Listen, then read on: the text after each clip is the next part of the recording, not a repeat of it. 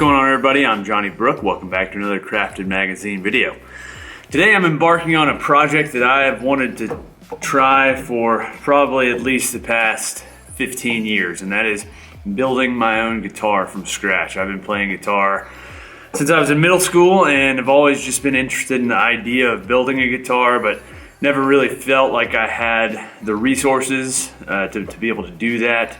I finally kind of got this workshop set up and feel like I have the tooling required to get a guitar built. So I'm starting off with a pretty simple guitar. It's styled after a '69 thinline Telecaster from Fender. So I've always been really interested in that body style. I love Telecasters, and the thinline shape and the F-hole and the semi-hollow body just kind of add a really cool twist to your traditional Telecaster. I also love the pick guard on the '69 thinline. So I am going to be building it out of Sapele, which I picked up this slab of Sapele from my local hardwood lumber dealer, Asheville Hardware, down in Asheville, North Carolina. This is a piece of 8/4 Sapele. It's about, I think, 43 inches long. So it is already milled.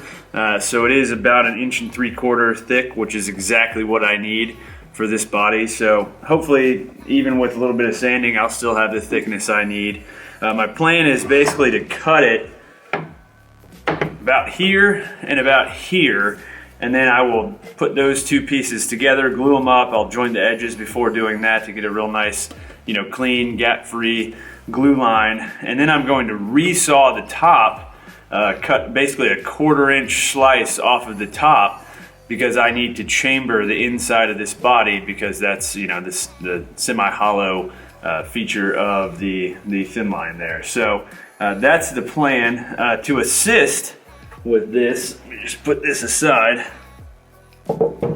I'm going to be using the Potvin Guitars '69 thinline tele template set. So these are cut out of 1/2 inch MDF on Mike Potvin's CNC machine. Mike is a luthier up in Canada, and this set is awesome. It comes with templates for everything. This is the template for the chambering and the neck pocket. He actually added a custom strat heel because of the neck I'm going to be using with this guitar.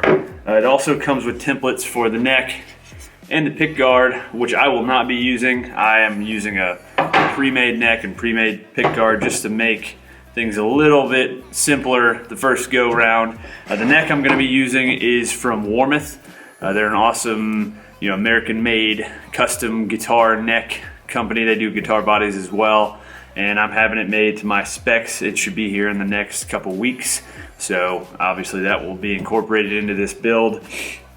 And so anyway, I want to get started on this. The first step is going to be to cut those two rough pieces. I'm going to do that on the miter saw, so let's go do that now. We're ready to make the cut on the miter saw. Again, all I did was just kind of lay the template here onto the slab and leave about 1/4 inch on each side. These are just going to be rough cut. Obviously, this is going to be shaped later on with the router. So let's go ahead and make these cuts. Let me put on my safety gear.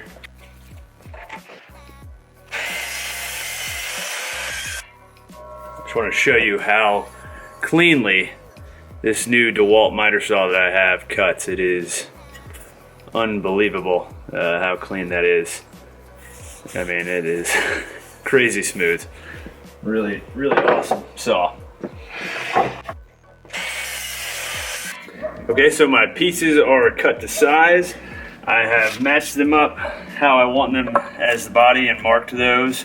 So now what I need to do is joint the edges, which basically is going to bring these to 90 degrees with the face and smooth them out so that when I glue these two together, there will be no gaps down the center of the guitar body, which would obviously not be a good thing. So I'm using my benchtop quarter cable 6-inch jointer.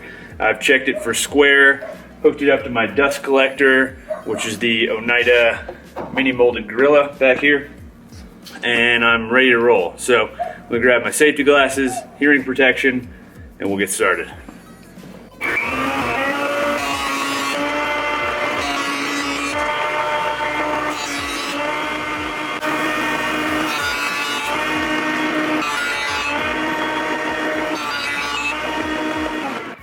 All right, so you can see that those two pieces meet up really nice and cleanly.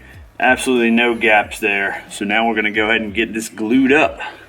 For the glue up, I'm gonna be using these Bessie K-body Revo parallel bar clamps. If you have access to clamps like this, I would highly recommend it for this kind of glue up because they're gonna help to keep the surfaces flush during the glue up. So it's always also a good practice to go ahead and get your clamps set how you need them before applying glue. It's just gonna make things easier. I'm gonna be using Titebond 2, just kind of a standard glue that I use. Obviously this is not gonna be outside at any point, and it should be plenty strong, and it should dry a little faster so that I can get going on this project quickly. So basically all I'm gonna do is apply a bead of glue here.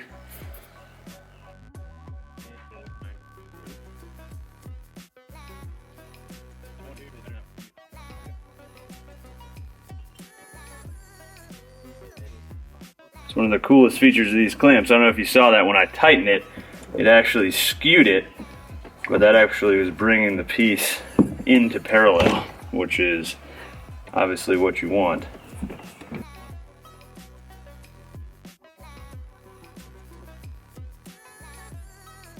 Okay, so that's nice and flush. Got really good even glue squeeze out there.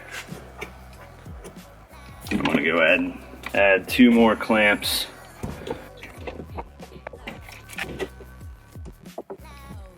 Alright, so as you can see, I've got a nice even line of glue squeeze out there. That's exactly what you're looking for. I'm going to come back in about 30 minutes and wipe off this excess, but besides that, I'm just going to be letting this dry for the next probably at least 8 hours. I don't want to rush this for sure, so I'll be back.